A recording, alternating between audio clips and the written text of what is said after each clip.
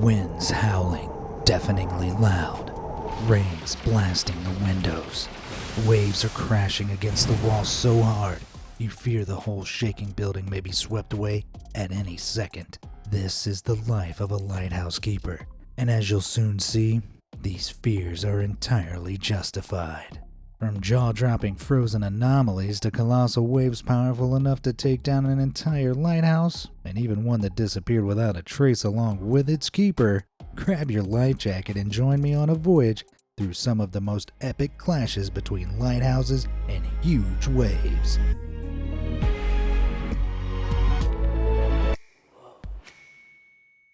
Brittany Beatdown.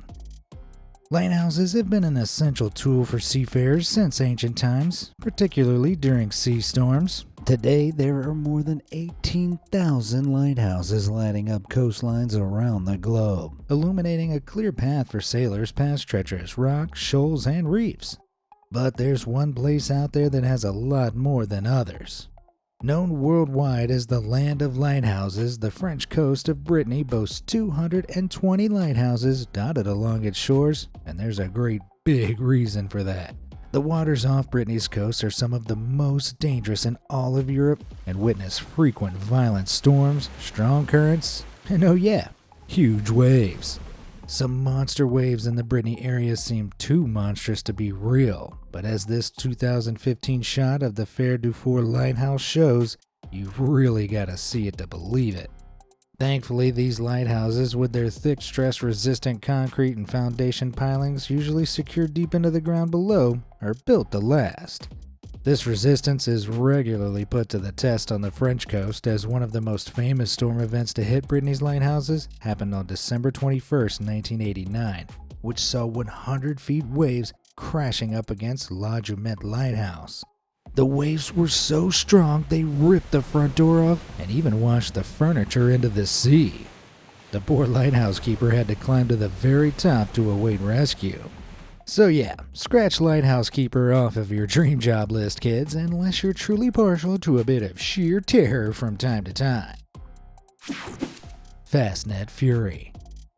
Lighthouses can be marvels of strength and structure, but this next clip goes to show that even giants have their wobbly days.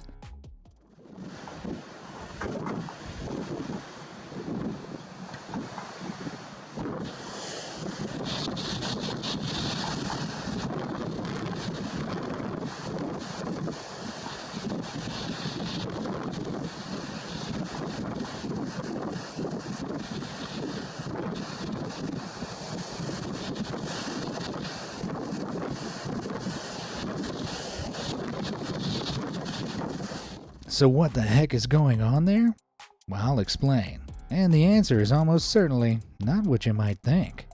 Off the coast of County Cork in Ireland is Fastnet Lighthouse, the tallest and widest rock lighthouse tower in all of the British Isles. Situated at the mouth of the Atlantic Ocean, the weather in the region is not only hostile, but incredibly unpredictable.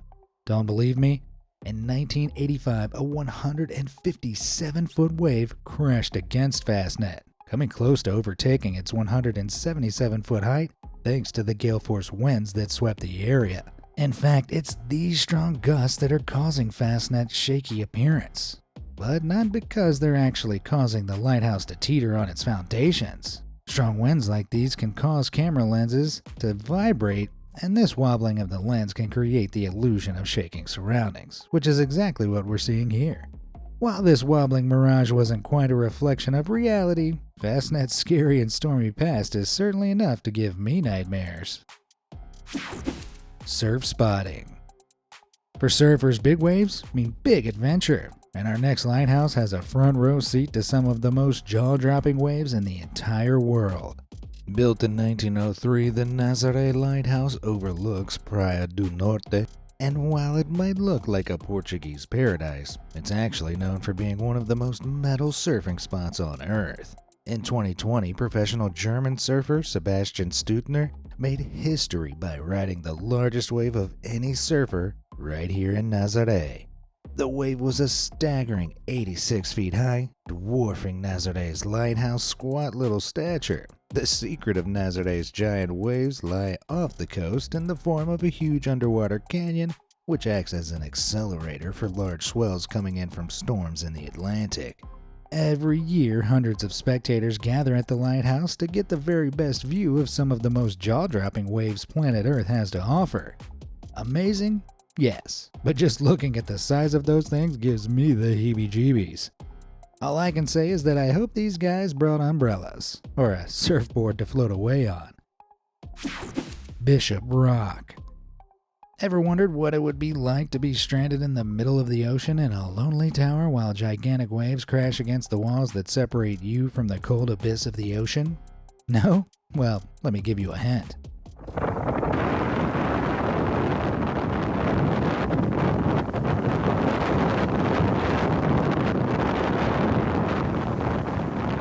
"28 miles off the coast of Cornwall, England is Bishop Rock, a 160-foot lighthouse site completely isolated and overwhelmed by the waves around it. The rock itself measures just 151 feet long and 52 feet wide, making it the world record holder as the smallest island with a building on it in the entire world.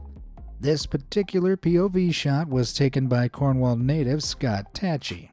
Sites like this are all in a day's work for Scott, who works as a lighthouse technician and spends his time maintaining over 20 lighthouses across southwest England. At a lighthouse like Bishop Rock, technicians can spend weeks living on site, and duties include repairing and maintaining navigation systems all the way up to changing the nets on a lighthouse's helipad. While footage like this sure is incredible, it just makes me wonder how much longer Bishop Rock Lighthouse will be able to withstand that kind of wave force. After all, as you'll soon see, even with impressive stonework and general sturdiness, not all lighthouses prove to be invulnerable in the long run, nor do the people who tend them. No amount of money in the world could get me to spend a night on this isolated island alone, but luckily I've never had dreams of being a lighthouse keeper. I spend my time doing super important internet research. If you feel like using your time to learn about some of the most incredible things our planet has to offer, why not hit that subscribe button? You don't even need a lighthouse beam to show you the way if you ring that little bell button too. All on course? Then onward. Porthcrawl Breakwater. Along the southwestern coast of the United Kingdom, where the mighty Atlantic Ocean regularly unleashes fierce storms, one structure has bravely faced the elements for over 150 years. While the widespread use of technologies like GPS have rendered lighthouses a lot less necessary these days, the Porthcrawl Lighthouse in Wales is impressive for its age alone. This proud beacon has been bombarded by massive waves and intense winds since it was constructed in 1860, and amazingly, it continues to stand firm against water wars to this day. When Storm Ciara descended upon Porthcrawl Lighthouse in 2020, the lighthouse proved its remarkable durability once again. At just 30 feet tall, it looked as though Porthcrawl was no match for the gargantuan waves crashing against it. So just how is it able to stand so firmly? The cast iron tower is positioned on the southeast end of the Porthcrawl Breakwater. A breakwater is a coastal structure designed to reduce the overall force from incoming waves, literally breaking them up to minimize their impact on the shore. Porthcrawl's lighthouse benefits from its frontline position as it only takes on the force of waves after they've had the majority of their power dissipated. Many smaller lighthouses depend on systems like this for their survival, as well as natural rock formations and reefs which likewise break up incoming waves. Over the years, numerous powerful storms have attempted to defy the Porthcrawl Breakwater, including the infamous Hurricane Ophelia that arrived in October 2017. The storm brought colossal waves and raging winds reaching speeds of up to 80 miles per hour. But they were no match for this tough antique. So let's take a moment to recognize and appreciate this impressive little old lighthouse for punching well above its weight. Just like my grandma at the local boxing gym. Terrible Tilly. If the idea of becoming a lighthouse keeper wasn't unnerving enough already, then let me introduce you to Tillamook Rock Lighthouse, aka Terrible Tilly. Stacked atop a hulking rock more than a mile off of Oregon's north coast, the notorious Terrible Tilly has one of the longest streaks of bad luck in lighthouse history. Tilly's origins date all the way back to 1878 when a solid basalt rock was selected as the spot for a lighthouse off the coast of Tillamook Head. Spooky stories about the lighthouse started even before work began on the structure, when a master mason surveying the rock was swept out to sea and never seen again.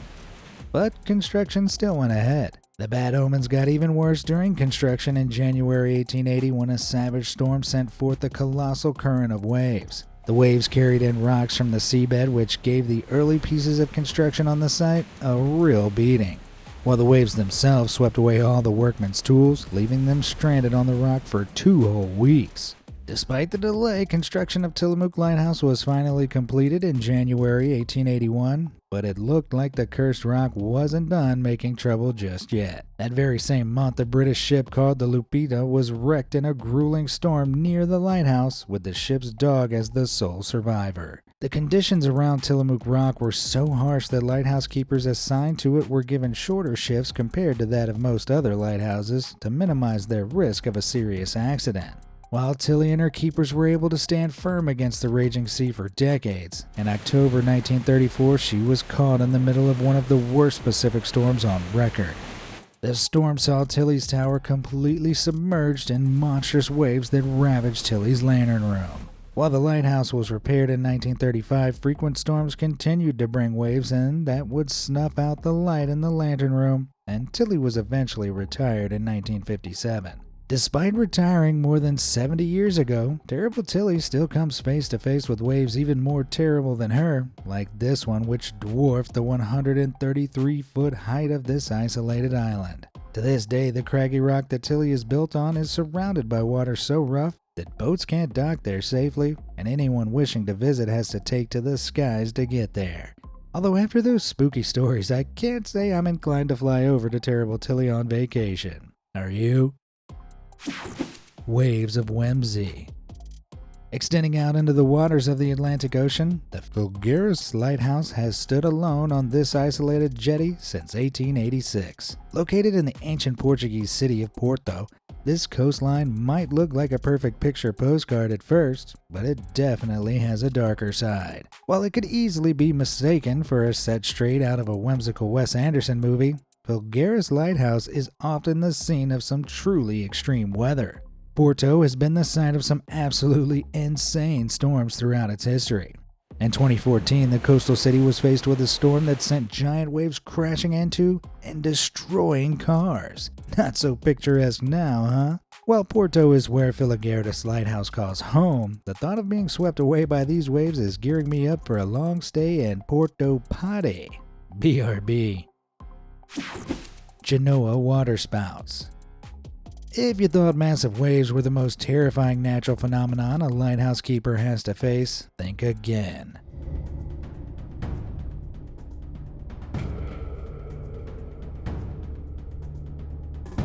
Great, so lighthouse keepers have to worry about giant water tornadoes now?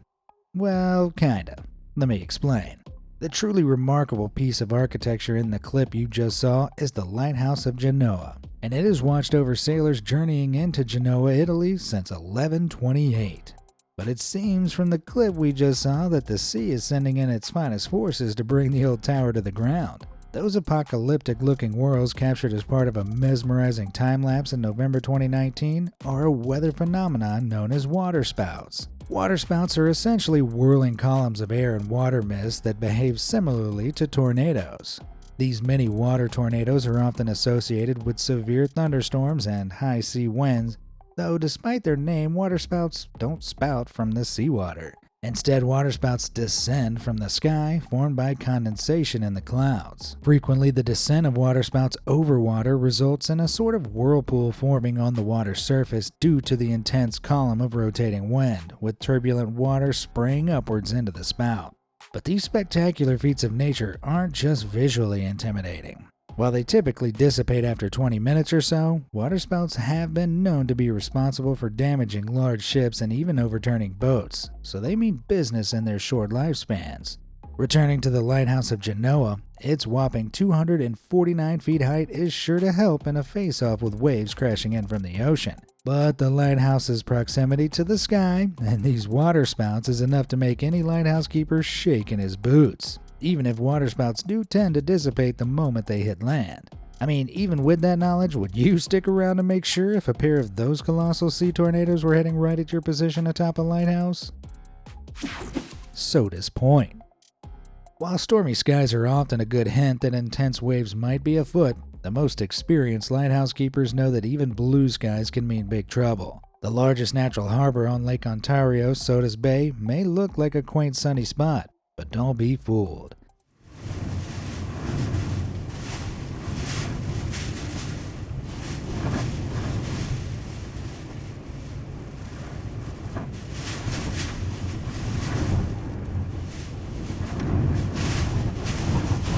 Lake Ontario may be the smallest of North America's Great Lakes by area, but the storms are no small fry. While most storms are associated with gray skies, Sodas Point frequently experiences gnarly but cloudless windstorms with gusts of 70 miles per hour and more. While a clear blue sky might encourage you towards a day at the pier, this snap was captured during high winds at Sodas Point in October 2014, and it might make you think twice. You may want to take your umbrella and waterproofs along just in case.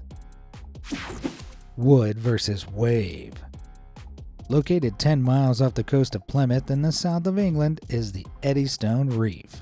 The reef is notorious for causing shipwrecks thanks to a large number of jagged rocks beneath the waves that are primed for bumping into. The difficult path towards making the Eddystone Reef a little safer date all the way back to the late 1600s, when a nifty inventor by the name of Henry Winstanley devised a plan to construct the world's very first offshore lighthouse in Eddystone's waters. While lighthouses you'll see standing today are often made using reinforced concrete or constructed using elite interlocking masonry, Henry's magnum opus was made using wood?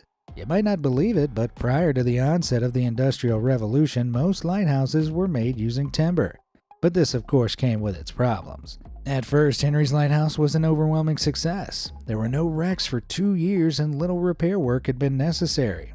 Henry was so pleased he even boasted he was prepared to go out and stay in the lighthouse himself during the worst possible weather conditions because he was so confident the structure would stand. As fate would have it, Winstanley found himself tinkering with repairs in his lighthouse on November 25, 1703, when the most ferocious storm in living memory came thundering in. In the morning after the storm had passed, locals were shocked to discover not only was Winstanley nowhere to be found, but his lighthouse was gone too. Since the destruction of the first lighthouse at Eddystone, there have been several more towers that have faced up and lost to the strength of the sea until now. The tower that stands at Eddystone today has stood firm atop the reef since 1882 alongside the base of one of its unfortunate predecessors. Darn, and talk about a threatening sight. Better stay strong, Eddie Jr., Jr. You don't want to end up like that guy. Lone Roker. On first glance, Roker Pier in Sunderland, England looks like the perfect place for a coastal stroll, right? And sure, maybe it is, unless you happen to be here when a storm hits.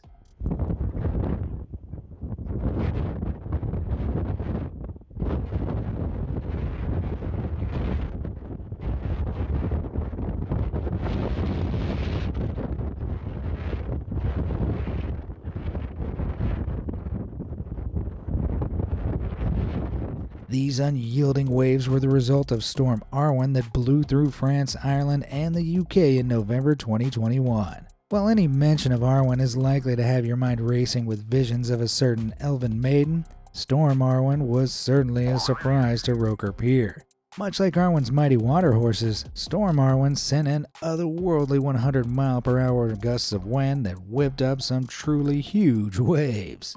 Sheesh, remind me not to get on Elf Lady's bad side, or not to walk the 2,800 feet long Roker Pier in storm season. Valletta Visions. When you picture the Mediterranean Sea, I'll bet your brain is filled with visions of sandy beaches, sun, and cocktails with funky little umbrellas. Well, sorry to crash your vacation, but turns out there's a storm coming, and it's not here for happy hour.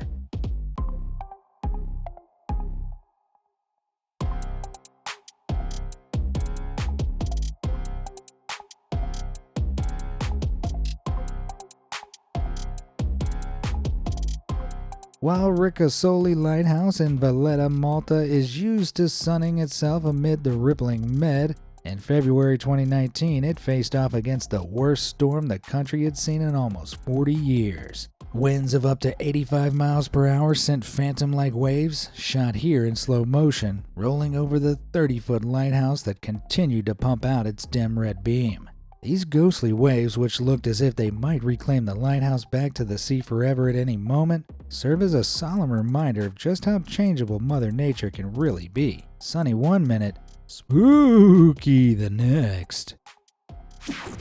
Frozen Joe.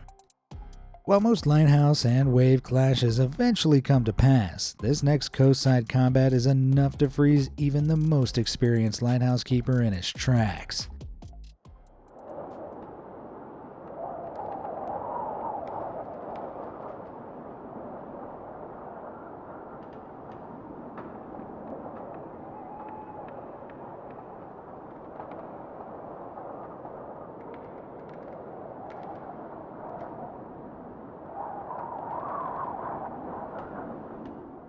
Did you catch that dimly blinking red light? Yep, there's a lighthouse somewhere under all that ice. On the southeast shore of Lake Michigan, beneath this ice sculpture is St. Joseph's Lighthouse, one of two beacons on the St. Joseph North Pier. Dating back to 1832, the St. Joseph Lighthouse regularly braves rough waves, but from time to time, those waves completely take over. In winter, St. Joseph occasionally experiences temperatures 0 degrees Fahrenheit and below. As bitter winds rip over Lake Michigan, the strong currents generated flings lake spray against the lighthouse, which freezes on contact. Eventually, this creates a thick layer of ice that completely obscures the lighthouse, with only its beam dimly shining through. While it might be easy to confuse this frozen structure with a certain magical ice palace just outside of Arendelle, this ice castle is formed by nature and nature alone. All that aside, though, I can just picture how the interview for this lighthouse keeper job must have gone. So, tell me, how do you think you'll cope with the below-freezing conditions out on the lighthouse? Well, I can tell you one thing. The cold never bothered me anyway. The lighthouse at Land's End. While only a relatively small-sized collection of islands, the United Kingdom's surrounding waters are known for their treachery, particularly those around Land's End. One of Britain's most legendary landmarks, Land's End in Cornwall is famous for being the most westerly point of mainland England, jutting out into the open, choppy seas behind a lone lighthouse. Back in the 1700s, Land's End had no lighthouse at all, so it's no surprise the Cornish coast is home to upwards of 3,000 shipwrecks from over the centuries. Historically, local people are thought to have looted spoils from the wrecked ships, with some deliberately luring ships to their demise with lights and beacons. Eventually, a 78-foot lighthouse was put in place in 1795, but it still wasn't enough to stop the constant shipwrecks, as it was often completely obscured by the giant waves. In 1875, the original lighthouse was replaced with the taller Longships Lighthouse that we see at Land's End today. Standing at 115 feet, Longships Lighthouse has stood the test of time. But even this tall tower hasn't seemingly always done its job of lighting the safe way for intrepid sailors. The most recent wreck at Land's End is the RMS Molheim, a massive cargo ship that ran aground at Land's End while sailing through extreme fog in March 2003. The worst part, though, turns out the chief officer who'd been on watch at the time failed to see the disaster coming after getting his pants stuck on a lever of his chair, which caused him to fall over and knock himself unconscious. So maybe it's not Longships Lighthouse's fault after all. Although I'll bet the chief officer wasn't all too keen to reveal the true story. Manitowoc Mayhem. If you've been wondering exactly how so many of these lighthouses have been able to stay standing, well, we've only met the survivors. In January 2019, a clash of waves ended in destruction when a historic Lake Michigan navigational beacon met its fate and was washed away into the open water. The South Pier Light Navigational Beacon had stood in Manitowoc, Wisconsin's harbor for decades before it found itself battling against 50-mile-per-hour winds propelling 15-foot waves. While this beacon was indeed destroyed, how is it that we don't hear of stories like this one more often? How do most lighthouses withstand such immense forces? The answer lies all in the way lighthouses are constructed. The iconic cylindrical shape of a lighthouse plays a key role in keeping things upright, as the rounded walls encourage winds or waves to roll around the structure, dissipating the force and preventing damages. While there are some square lighthouses around thanks to their simpler construction design, technically these are more likely to meet their end compared to their rounded counterparts. So the next time you see a lighthouse standing proud on the coast, remember, it's not only a beautiful part of coastal landscapes, but also a marvel of well thought out engineering. Peggy's Point. While lighthouses that face onto the sea and its pounding waves make them natural attractions, this can also be the biggest reason to steer clear. Known as Canada's maritime province, Nova Scotia has over 170 lighthouses dotted along its shores, but none are as well documented as Peggy's Point. Legend has it that this century-old lighthouse is named after a little girl who was the sole survivor of a shipwreck at the cove in the 1800s. While the lighthouse itself looks pretty and quaint, these waves ain't for little girls. In fact, the strong waves at Peggy's Point have made the spot notoriously dangerous. While an accidental soaking from a beach wave is rarely fatal, one at Peggy's Point could see you slipping on rocks and being pulled across the rough rocks into the ocean. Even on calm and sunny days, sudden high waves can crash onto Peggy's Cove without warning, and the consequences for those foolish enough to test their fate here are nothing short of a winning Darwin Award entry.